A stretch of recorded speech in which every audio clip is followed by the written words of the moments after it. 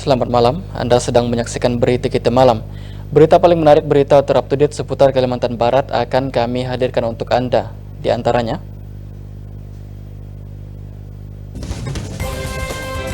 hari Minggu kemarin musibah kebakaran melanda sejumlah daerah di Kalbar, seperti di Tugu BI Sintang dan di Pontianak Barat. Warga rela antri berjam-jam demi dapatkan gas 3 kilo.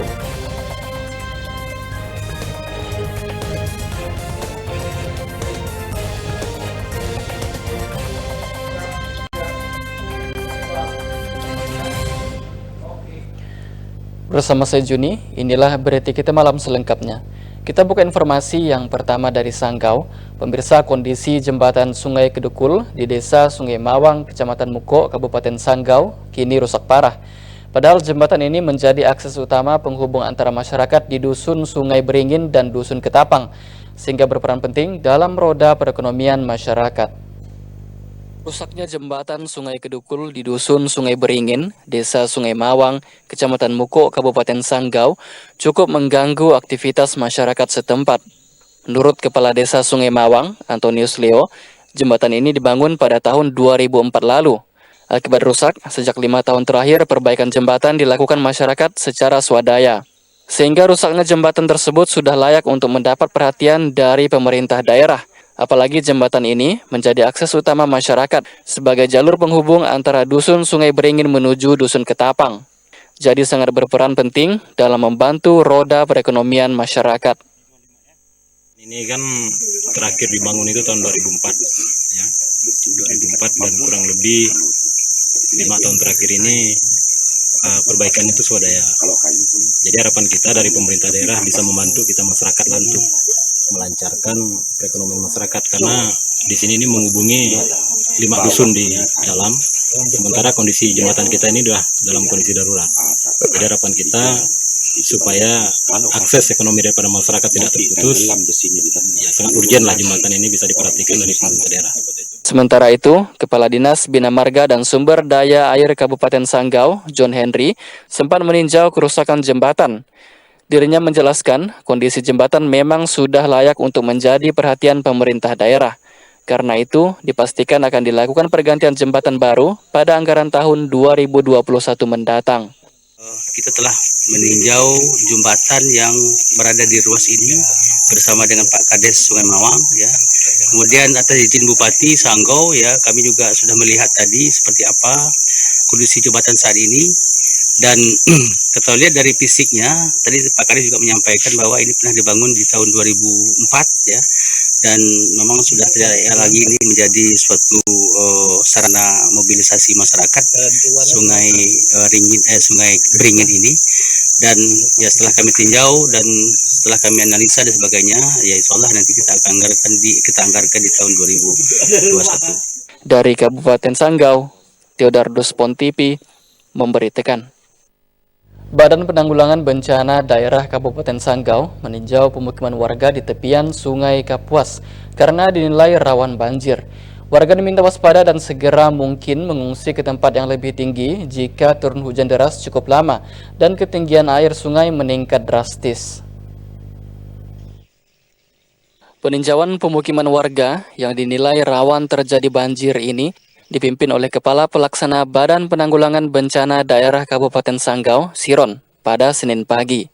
Bersama tim reaksi cepat BPBD Kabupaten Sanggau, peninjauan dilakukan untuk melihat situasi dan kondisi pemukiman warga khususnya yang berada di tepian Sungai Kapuas.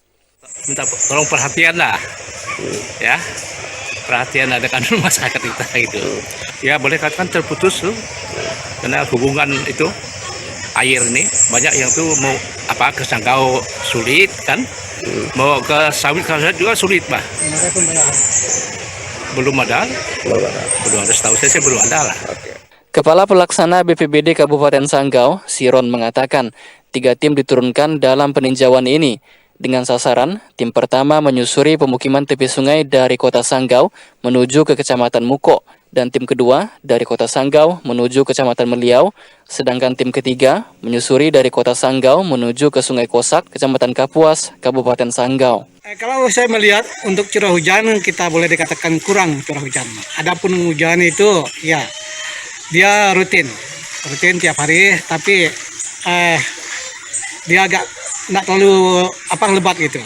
Tapi yang kita khawatirkan yang dari hulu sana, yang dari ke pos hulu, kalau kita lihat di media massa nampaknya kalau itu bisa karena air ini pasti ngalir ke hilir kan, pasti Sanggau ini akan dapat kiriman dari hulu sana.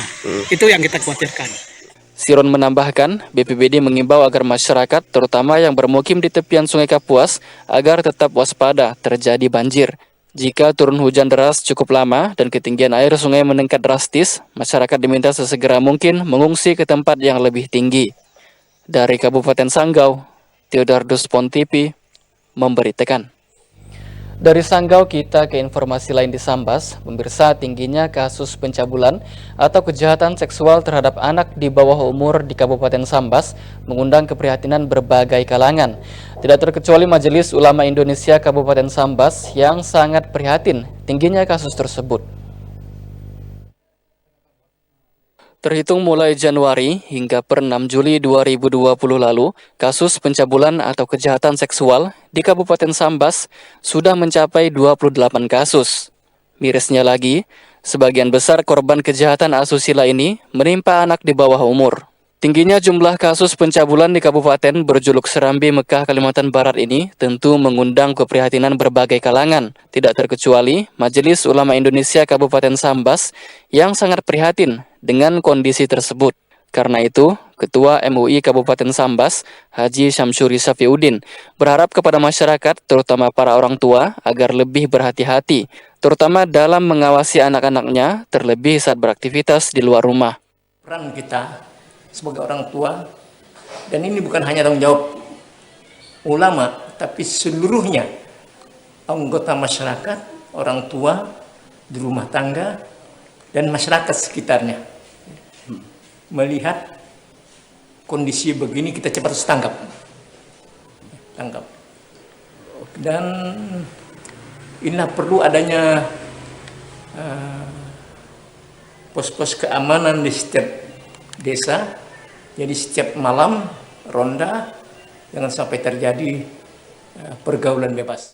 Ketua MUI Sambas sangat mendukung pihak kepolisian dalam mengungkap kasus-kasus pencabulan anak di bawah umur, agar para pelaku kejahatan seksual ini diproses sesuai hukum yang berlaku, karena perbuatan bejat mereka sangat merusak masa depan para korban. Dari Kabupaten Sambas, Zainuddin Pontipi memberitakan. Kita ke informasi lain di Pontianak. Pemirsa, rasa turut prihatin atas bencana angin puting beliung yang melanda pemukiman warga di Kecamatan Pontianak Barat dan Utara pekan lalu mendorong Majelis Pimpinan Wilayah Pemuda Pancasila Kalbar menggelar aksi sosial, salah satunya dengan membagikan paket sembako kepada warga yang terdampak bencana. Aksi sosial yang digelar oleh Majelis Pimpinan Wilayah Pemuda Pancasila Kalimantan Barat ini langsung menyasar ke rumah-rumah warga yang terdampak puting beliung dengan dampingan perwakilan RT setempat. Saat aksi dilakukan, terlihat beberapa warga yang sedang memperbaiki rumahnya, khususnya pada bagian atap. Ketua Bidang Organisasi dan Keanggotaan Majelis Pimpinan Wilayah Pemuda Pancasila Kalbar mengatakan pemuda Pancasila merasa prihatin atas musibah angin puting beliung yang telah melanda warga kota Pontianak. Untuk itulah mereka turun ke lapangan membantu masyarakat dengan membagikan paket sembako. Ada 100 paket sembako yang disiapkan oleh pemuda Pancasila dalam aksi yang digelar pada Senin pagi ini. Kedepannya, bantuan serupa akan terus berlanjut dan menyasar ke titik lainnya yang terdampak puting beliung. Dia berharap adanya bantuan ini dapat meringankan beban masyarakat akibat bencana dari puting beliung. Agung ini walaupun waktunya mungkin agak sedikit telat ya, karena kegiatan-kegiatan kita sendiri. Itu kebetulan dari Pemuda Pancasila, saya di Ketua Bidang OPA bersama kawan-kawan Koti baru hari ini bisa menyempatkan turun ke lapangan untuk membantu masyarakat atau saudara-saudara kita yang pada saat beberapa waktu yang lalu itu ditimpa musibah angin puting Hantaman angin puting beliung yang terjadi pekan lalu memporak-porandakan sedikitnya 76 rumah warga di RT 03 RW 025 Gang Sat Praja. Dengan rincian 39 rumah rusak berat, 26 rumah rusak sedang, dan 11 rusak ringan. Perwakilan RT 03 RW 25 Gang Sat Praja Pontianak Barat mengucapkan terima kasih kepada pemuda Pancasila atas bantuan yang diberikan kepada warganya. Mereka mengaku merasa terbantu dengan adanya aksi sosial yang dilakukan oleh pemuda Pancasila. Ya, berterima kasihlah atas bantuan pemuda Pancasila sudah memberikan sembako kepada warga kami. Dengan bantuan itu mungkin warga kami terbantu. Maulid Pon TV memberitakan. Kami akan kembali setelah yang satu ini. Tetaplah di Berita Kita Malam.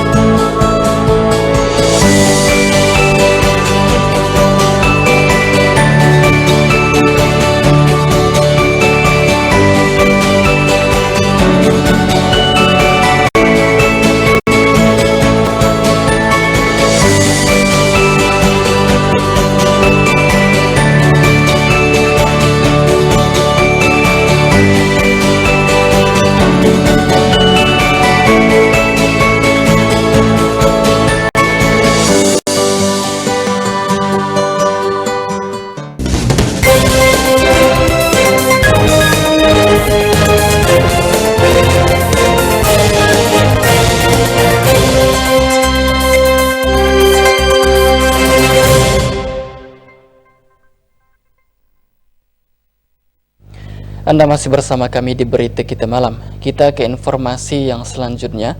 Pemirsa, kebakaran hebat terjadi di dekat Tugu BI, Kabupaten Sintang, Minggu sore. Ada sekitar puluhan kios yang hangus terbakar dalam peristiwa ini.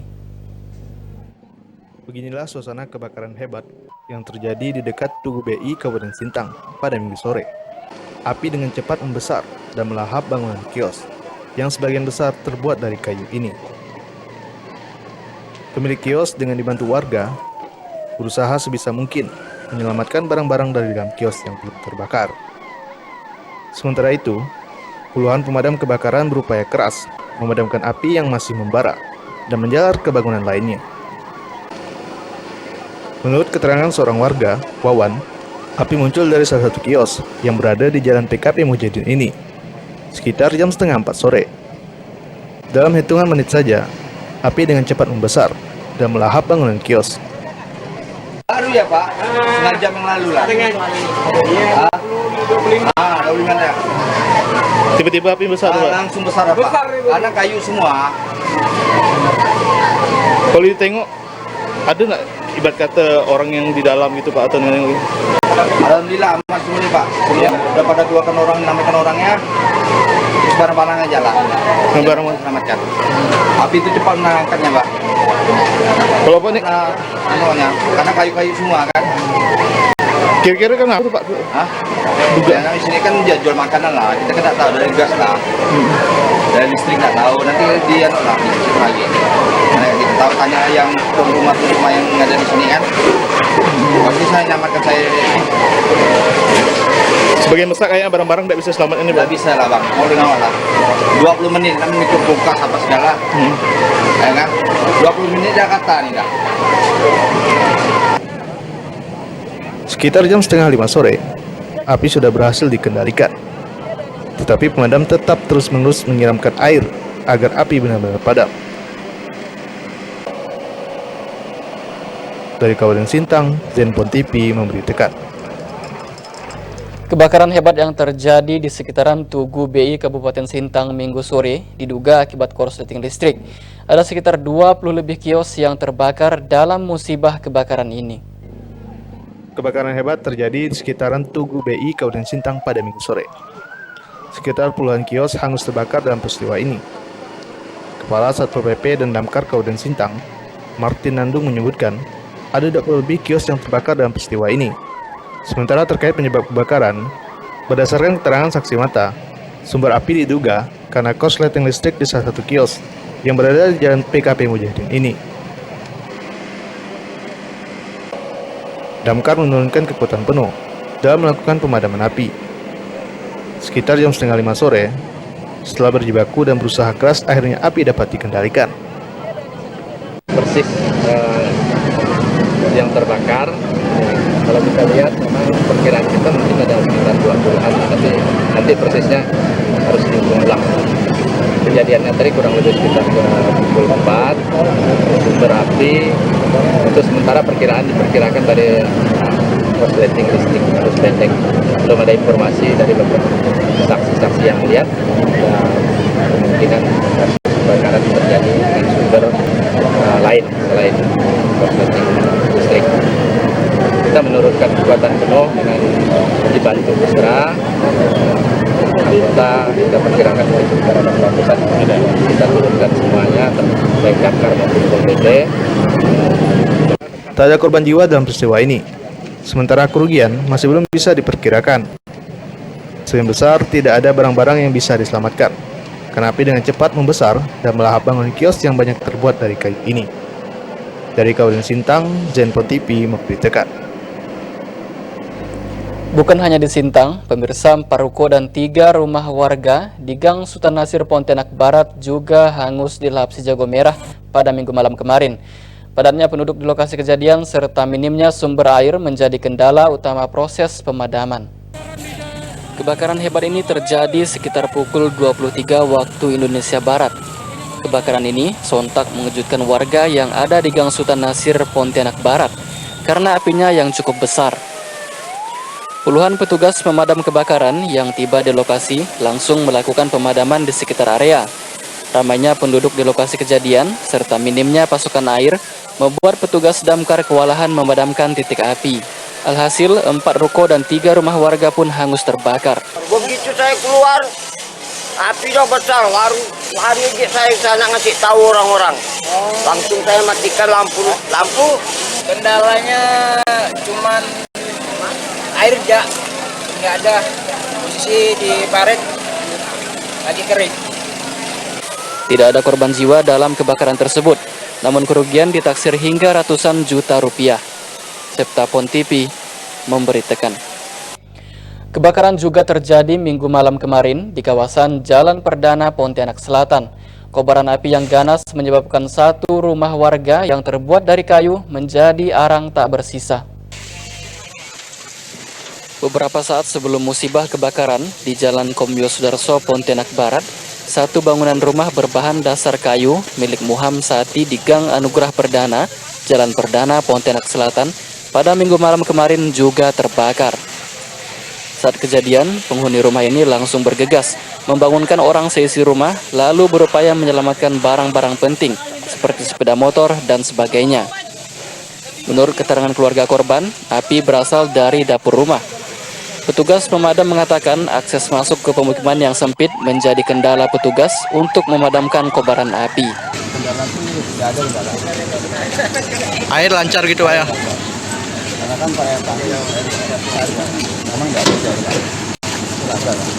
Ada korban jiwa enggak? Korban luka. Penyebab kebakaran masih diselidiki, mengingat sebelum peristiwa tersebut, anak korban selalu menyalakan obat nyamuk bakar dan diletakkan di beberapa sudut rumah.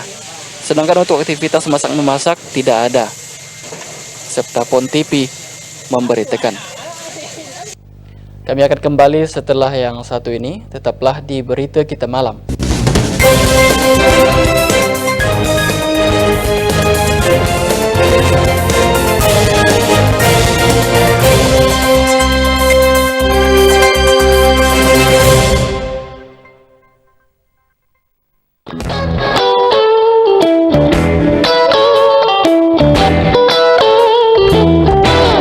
Mama Baby, you're my quality. My.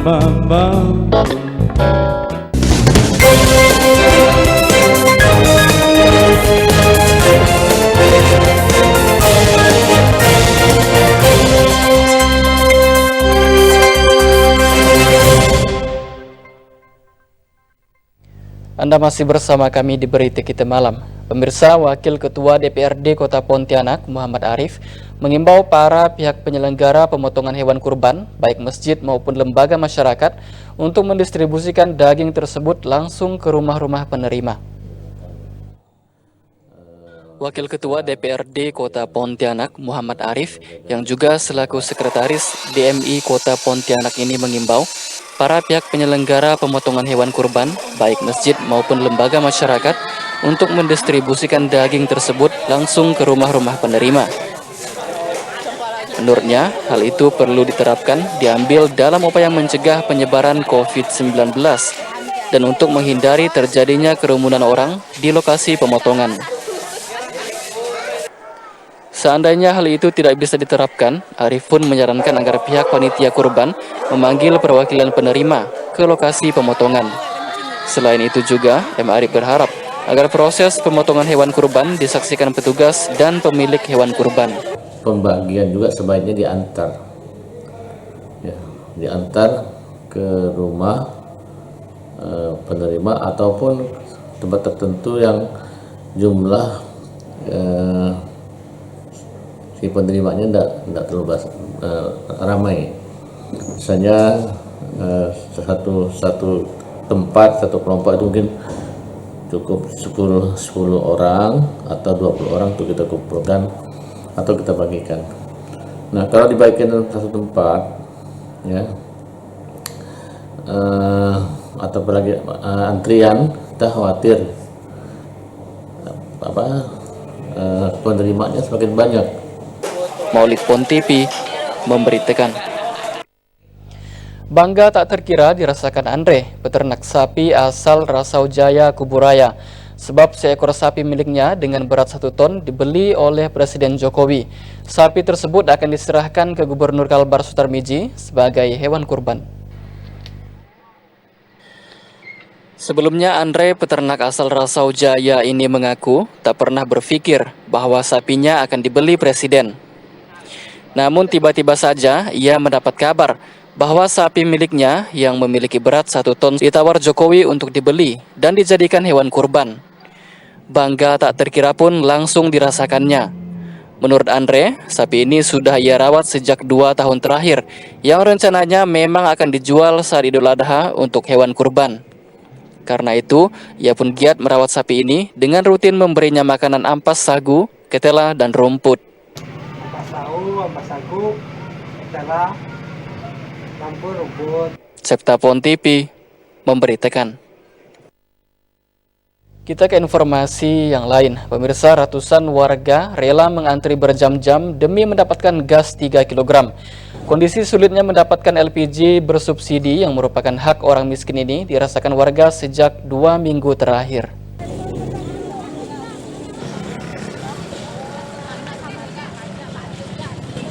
Seperti inilah kondisi antrian warga yang berlokasi di depan Pasar Belimbing, Jalan Kombio Sudarso, Pontianak Barat pada Senin pagi. Warga rela mengantri sedari pagi demi mendapatkan gas LPG 3 kg. Antrian ini dilakukan warga sejak pukul 8 pagi hingga hampir pukul 12 siang. Mereka tidak bergerak sedikit pun, bahkan tabung gas mereka telah diberi tanda khawatir tertukar atau hilang. Menurut warga, kelangkaan LPG bersubsidi 3 kg telah dirasakan sejak 2 minggu terakhir. Karena itu, warga berharap pemerintah dapat memperhatikan rakyatnya, sehingga kedepannya jangan sampai lagi ada antrian panjang demi mendapatkan gas 3 kg.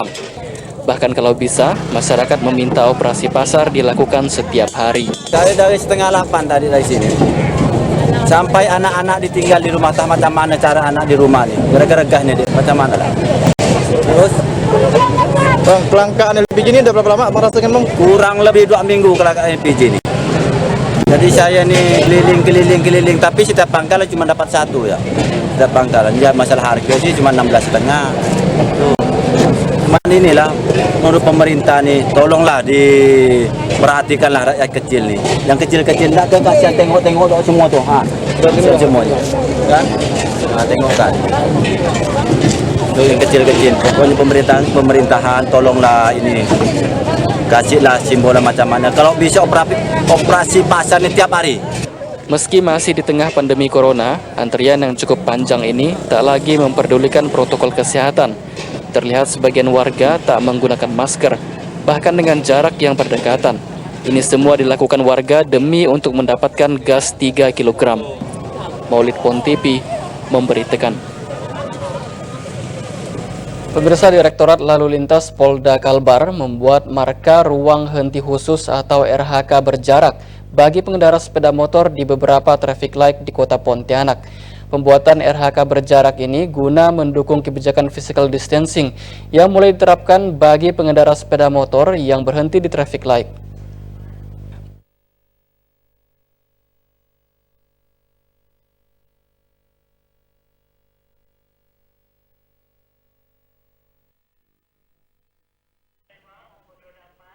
Marka ruang henti khusus atau RHK berjarak bagi pengendara sepeda motor mulai dibuat oleh Direktorat Lalu Lintas Polda Kalimantan Barat.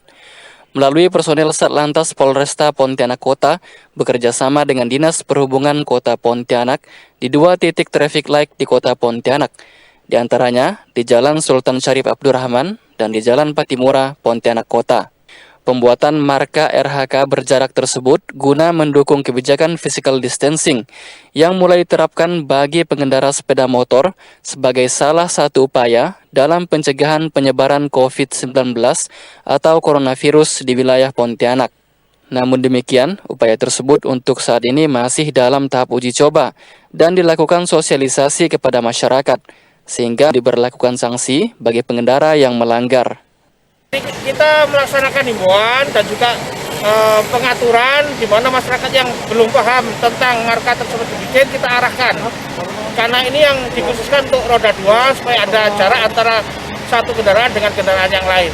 Marka jalan dengan jarak aman di kedua perempatan jalan protokol di Kota Pontianak tersebut menjadi contoh pengaturan jarak antara pengendara kendaraan roda 2 yang berhenti ketika lampu pengatur lalu lintas berwarna merah. Kebijakan ini sendiri diambil Pemkot Pontianak setelah sebelumnya melihat pada beberapa daerah lainnya telah menerapkan kebijakan serupa dengan tujuan mendisiplinkan masyarakat agar tetap disiplin menerapkan protokol kesehatan di era adaptasi normal baru. Endra Pon TV memberitakan. Kita ke informasi yang terakhir. Tekan penyebaran COVID-19 di jalan raya, Dinas Perhubungan Kota Pontianak aktivasi penerapan physical distancing antar pengguna roda 2 yang berhenti di traffic light. Pada tahap awal, petugas membuat tanda pembatas berjarak di 2 titik lampu lalu lintas yang berada di Kecamatan Pontianak Kota. Dan informasi ini sekaligus mengakhiri perjumpaan kita pada malam hari ini. Dari kata Sajuni, pamit undur diri, selamat malam dan sampai jumpa.